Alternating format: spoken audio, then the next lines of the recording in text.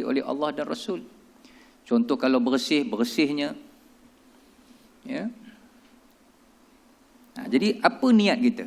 Kalau kita pamerkan nikmat itu untuk orang puji kita, pujilah aku hebat, habislah, ranaplah. Tapi kalau kita nak korang pujilah Allah, inilah Islam ajar, maka insya-Allah boleh pahala. Ya, boleh pahala. Dia di situ je dia berselisih niat tu. Ya.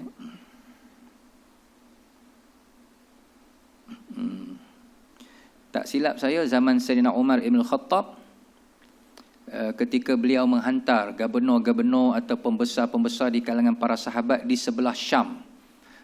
Syam dululah, bukan Syam sekarang. Syam dulu ni merangkumi Lebanon, Jordan, apa semua. Di sana Sayyidina Umar tengok sahabat-sahabatnya sendiri, taraf hidupnya agak macam kita kata mewah, kaya, kenderaannya hebat-hebat. Lalu Sayyidina Umar kan dia jenis zuhud, dia tak gemar jenis-jenis apa mewah-mewah ni. Jadi dia tanya kenapa mewah sangat. Dia kata kami di sini bersempadan dengan kerajaan Rom. Rom ni memang terkenal dengan elit dia, dengan mewah. Jadi kita nak bersaing, nak tunjuk yang Islam pun hebat juga. Bukan nak tunjuk diri tu hebat, nak tunjuk Islam tu hebat. Sebab kadang-kadang orang kafir ni dipandang sebelah mata je bila tengok orang kafir ni semua marhain je, semua geng hamba abdi je. Dia masa kena tunjukkan. Hatta Nabi SAW pernah bercakap dengan Adi bin Hatim. Adi ni dulu Kristian. Dia tak minat dengan Islam pada asalnya. Sehingga Nabi kata apa? Aku tahu, wahai Adi, kamu tak nak masuk Islam sebab kamu tengok orang Islam ni semua miskin-miskin. Aku tahu kamu tak minat dengan Islam sebab kamu tengok orang Islam ni minoriti masa tu kan. Sikit, tak ramai. Aku tahu kamu tak nak masuk Islam sebab kamu tengok Islam tak ada kuasa. Tapi percayalah, kata Nabi dekat Adi ni, suatu hari nanti kamu akan tengok sebaliknya. Orang Islam terdiri daripada orang kaya-kaya, elit, pembesar-pembesar semua masuk Islam. Daripada sikit jadi ramai, lepas tu ada kuasa sampai menguasai dunia dan seumpama. Dan ternyata Adi ni panjang umur, dia tengok semua tu, lalu dia kata benarlah apa yang Nabi sebut. Ya. Jadi jaga niat kita tu. Sebab tu saya sebut tadi, sombong ke ujub apa, dia duduk di hati kan. Kalau itu niat kita, kita nak orang kita mewah-mewah ni rasa sombong, rasa kembang, rasa menunjuk-nunjuk, habislah.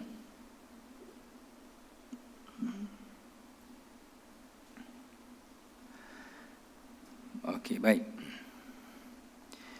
Jadi kalimah nasihat ni tadi ialah dalam konteks hasad ialah bersihlah, bersih hati daripada hasad tu.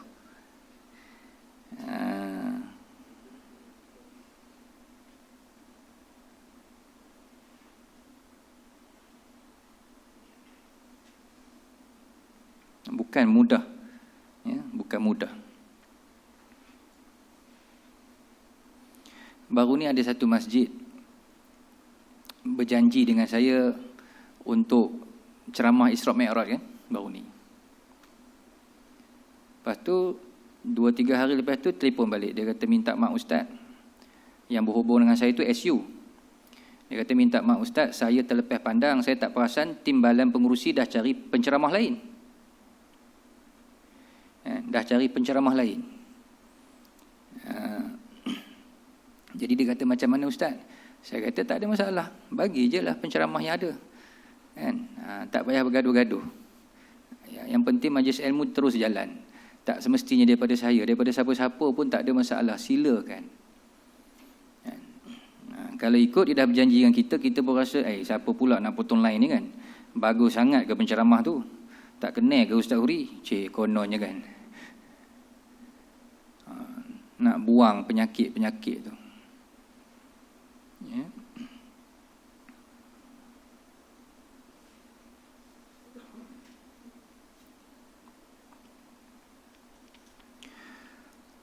Baik.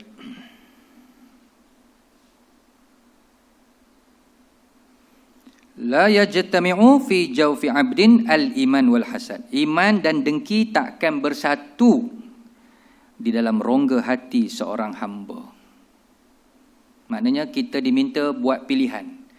Nak mana? Kalau kamu nak jadi orang beriman, kena buang sifat dengki ni.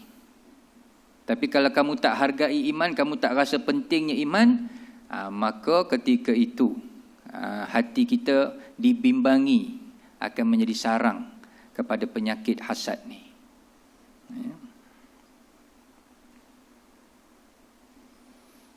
Kalau kita baca dalam Quran, kita akan jumpa beberapa ayat Allah mendedahkan apa punca orang Yahudi ni jadi sesat larat kan.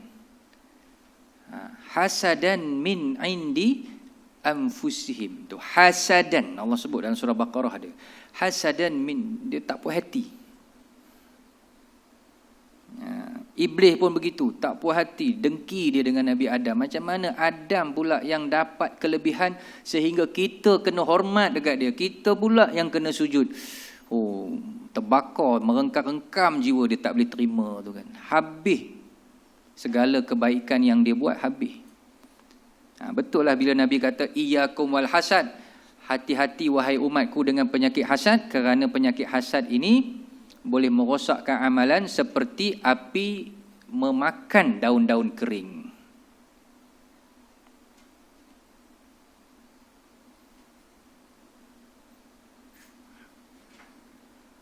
Sebab tu iblis, sikitlah iblis.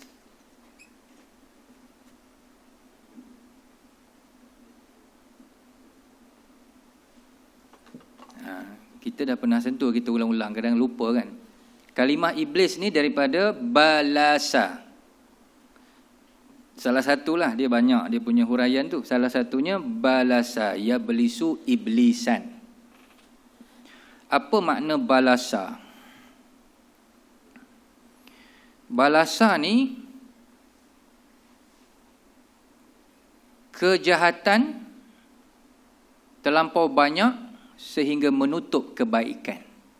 Itu balasa, itulah iblis. Dia dulu baik kan? Baik, ahli makrifat, ahli ibadat, apa semua. Tapi dengan sebab penyakit sombong dia tadi, plus dengan dengki kepada Nabi Adam, benda jahat tu betul-betul dah menguasai diri dia, sampai habis tutup kebaikan yang ada sebelum ni. Itu namanya balasa.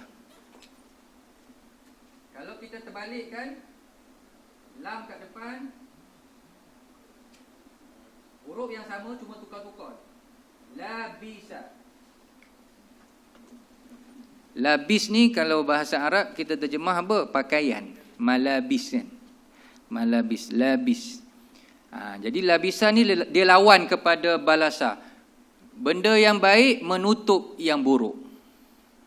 Dia lawan. Benda yang baik menutup yang buruk. Sebab tu labisa kita gunakan pakaian. Pakaian ni dia tutup aib kita. Jadi tak nampak yang buruk-buruk tu, nampak yang baik je.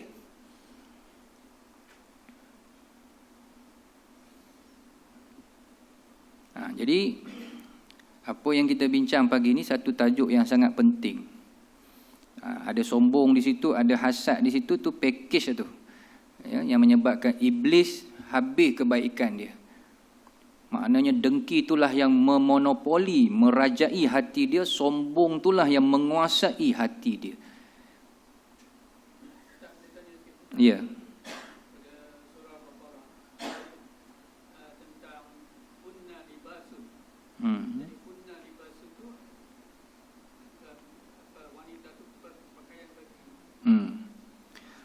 Okey, pakaian di situ dia ada sastra dia lah, dia punya balaghah dia. Maksudnya boleh kita bersamalah suami isteri. Diumpamakan pakaian, hunna libasul lakum wa antum libasul lahun. Isteri itu pakaian bagi kamu, kamu pun pakaian bagi dia. Untuk maksudnya saling kita panggil tamattu', bersedap-sedap bersama suami isteri. Ya, Allah guna bahasa tu, bahasa dia tak sebut direct lah kan. Dia guna bahasa-bahasa begitu, bahasa sifat malu. Ya.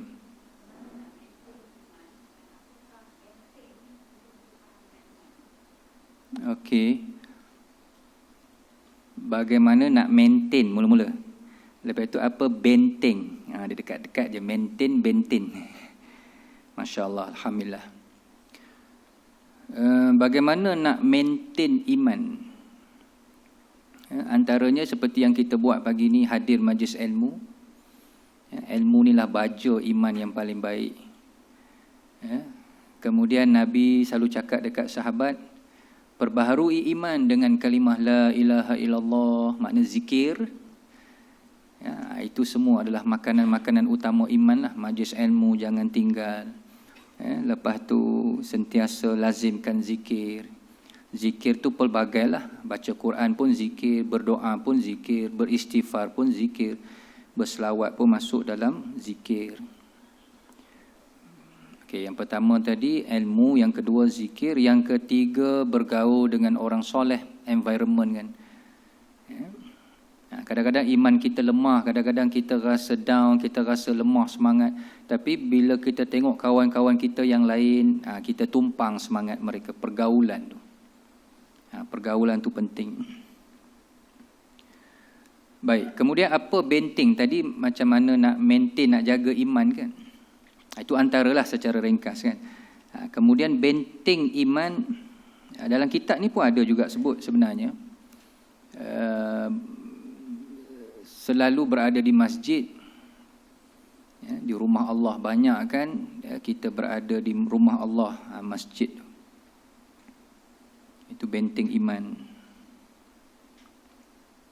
Kemudian bila tadi kita sebut belajar ilmu, ilmu tu pula secara spesifik ilmu tauhid, ilmu akidah.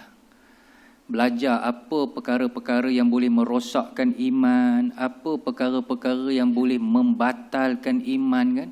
Hak tu nak kena tahu tu. Itulah benteng dia.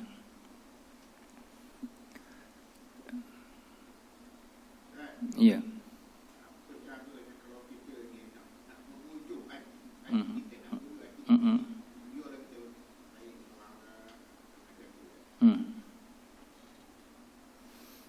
Okey, baik. Apa cara kita nak pujuk hati supaya kita sentiasa baik dengan orang? Ya. Antaranya kita bina kefahaman. Al-fahmu, kata Imam Syekh Hasan Al-Banna. Islam ini berdiri atas sendi hablum minallah, hablum minan nas. Tak mungkin hubungan kita dengan Allah bagus, tiba-tiba hubungan kita dengan manusia tak bagus. Islam sendiri menghendaki, mengajar kita, benalah hubungan dengan Allah bagus. Sembahyang bagus, qiyamul lail baguslah, ibarat gitu ni. Hablum minan nas, hubungan dengan manusia pun nak bagus. Imam Ghazali dalam kitab Ihya, contohlah sikit. Hadis ni kita biasa dengar ketika Nabi bersama sahabat duduk berkumpul, tiba-tiba Nabi tunjuk satu orang lelaki kan. Nabi kata, kalau siapa nak tengok calon ahli syurga, tu. Jadi sahabat semua excited lah. Calon ahli syurga tu. 2-3 kali Nabi ulang benda yang sama. Siapa nak tengok calon ahli syurga? Tu yang datang tu. Mereka pun tengok. Lalu ada riwayat kata seorang sahabat bernama Muaz, ada yang kata anak Sayyidina Umar, Abdullah ibn Umar, pergi rumah lelaki tu. Siap nak jadi tetamu, nak bermalam kan. Tapi bila dia tengok malam-malam, tak bangun qiyamul lail pun, hanya pergi sembahyang subuh Jumaat. Bila baca Quran pun tegak-gagak. Sunat duha pun tak buat. Lalu sahabat ni tanya, sebenarnya aku tak puas hati sebab Nabi kata kamu calon ahli syurga.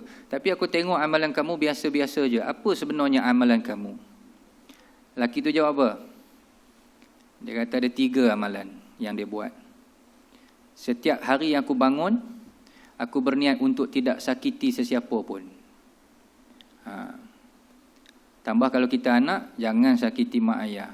Suami jangan sakiti isteri, isteri jangan sakiti hati suami.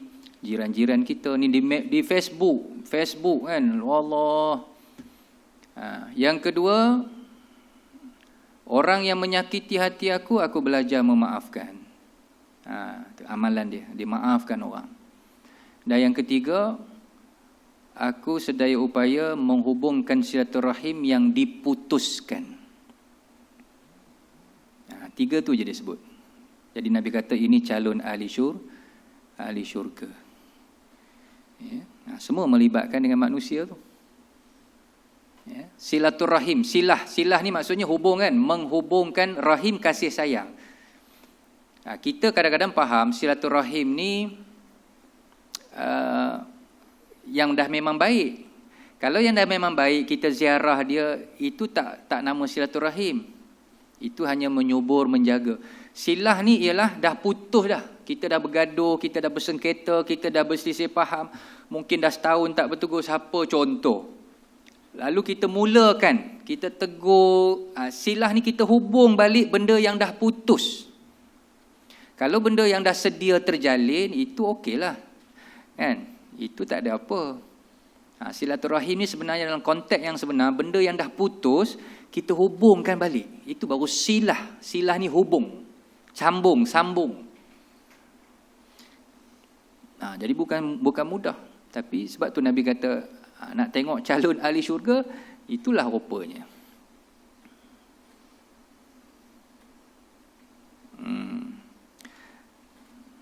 Baik.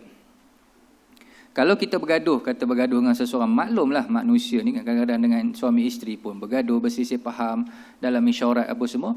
Nabi bagi tempoh jangan lebih 3 hari. 3 hari tu nak pujuk hati lah.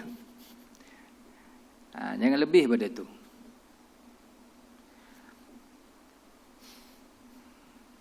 Okey, kalau kata lebih juga, kita pegang satu kaedah, kita kata aku sayang kamu pun tidak, benci pun tidak. Letak perasaan kita tengah-tengah. Dan mungkin satu masa yang panjang nanti dah reda, kita bina balik hubungan ukhuwah tu maksudnya. Tapi setidak-tidak kita tak benci dia. Tak benci dia, tak berdendam dengan dia, tak kutuk-kutuk dia, tak buruk-burukkan dia. Sayang pun tidak. Itu memang Ibnu Abbas sebut, kalau kamu tidak dapat menyayangi seseorang, maka jangan membenci dia. Kalau kamu tak dapat gembirakan seseorang, jangan menyusahkan dia kan. Seorang-orang duduk tengah-tengah tu. Nak gembirakan pun tidak, menyusah pun jangan. Sebab ada juga kes-kes yang kadang-kadang makan masa. Kita nyebut mudah lah kan. Tapi kalau kita yang kena,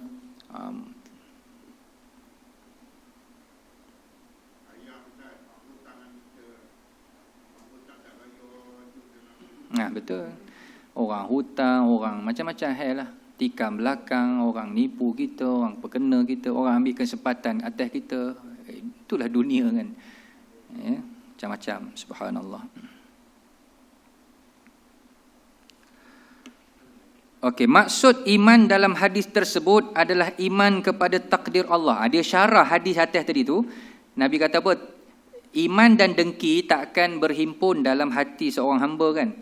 Maksud iman dalam hadis itu iman kepada takdir Allah. Muawiyah berkata,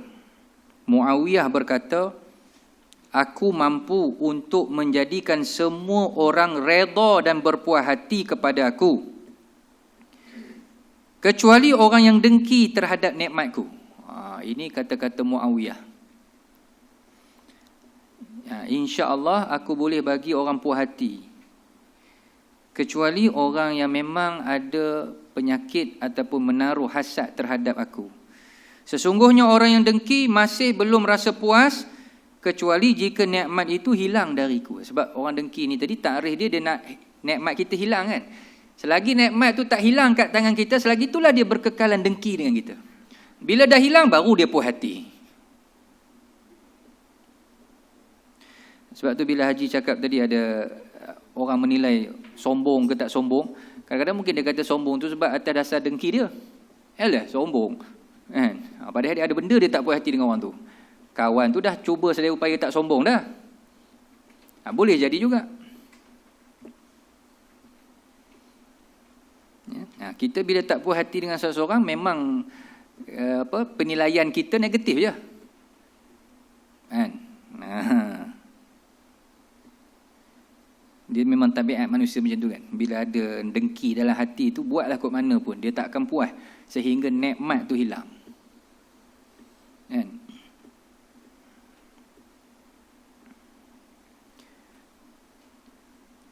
Hal ini juga disebut oleh seorang penyair dalam Bahar Tawil, wa daraitu kullan nas lakin hasidi madaratuhu syaqat wa azanu laha wa kaifa yudaril mar'u hasidan ni'matin idza kana la yardihi illa zawaluha.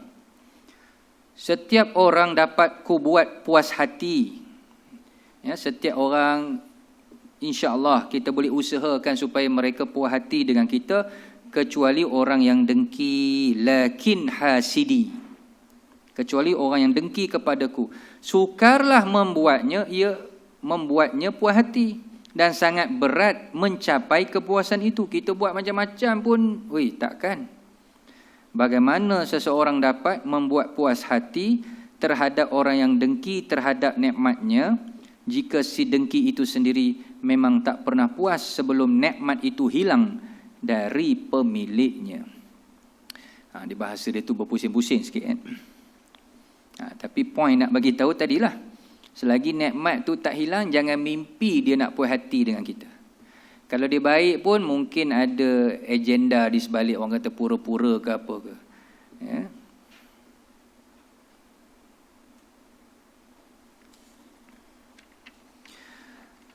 Ya.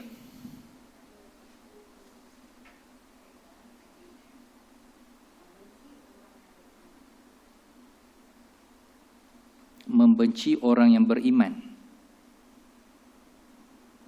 Okey.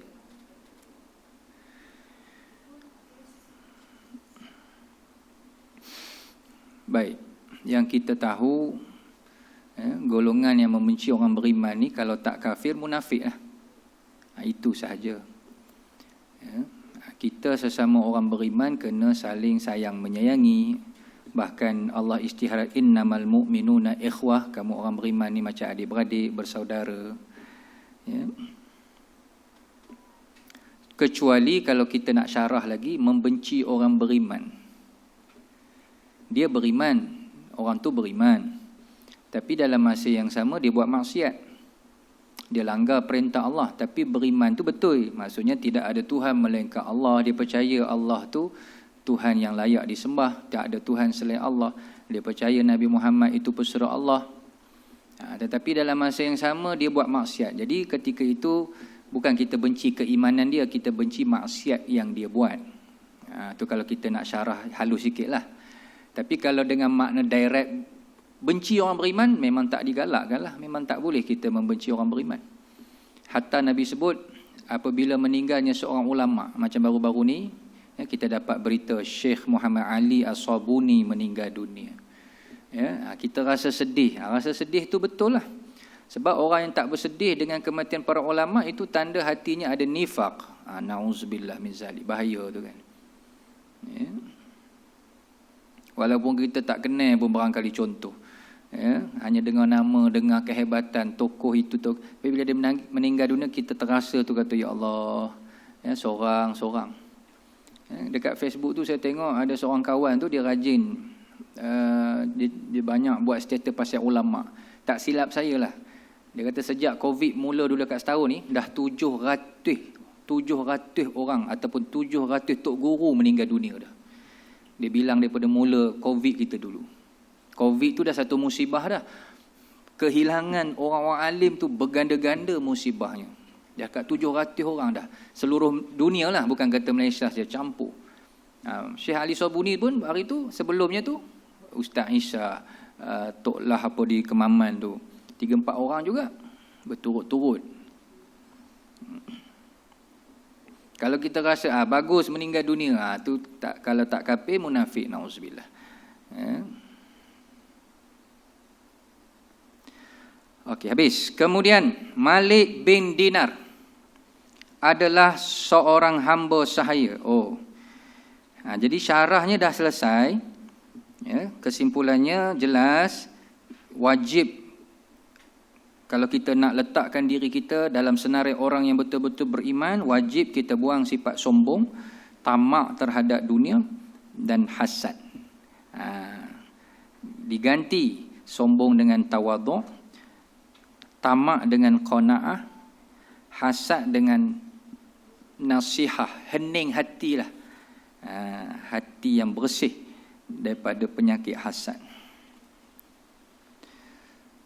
Okey, syarah dia dah habis. Kemudian penterjemah kitab kepilkan ataupun bawakan kepada kita biodata, sejarah ringkas siapakah Malik bin Dinar. Sebab nasihat yang kita baca pagi ni datangnya daripada Malik bin Dinar. Siapakah Malik bin Dinar? Jadi untuk itu kita akan sambung insya-Allah pada minggu hadapan. Ya. Sifat sombong tak layak masuk syurga. Maksudnya di syurga memang tak ada. Syurga tak boleh menerima manusia yang dalam hatinya ada sombong. Bahkan Nabi kata walaupun sebesar zarrah, sebesar biji sawi. Na'udzubillah min zalik. Tak ada alasan kita nak sombong. Jadi orang yang sombong ni orang yang tak makrifah lah. Dia tak kenal diri dia. Orang duk kata makrifah kan. Kita kena kenal diri kita, yang kita ni hamba. Bila sebut hamba, kat mana nak sombongnya?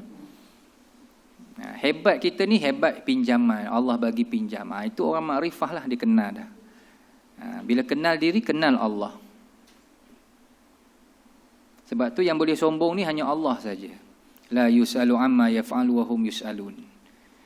Sombong itu pakaian Allah. Alhamdulillah, terima kasih atas kehadiran dan perhatian tuan-tuan.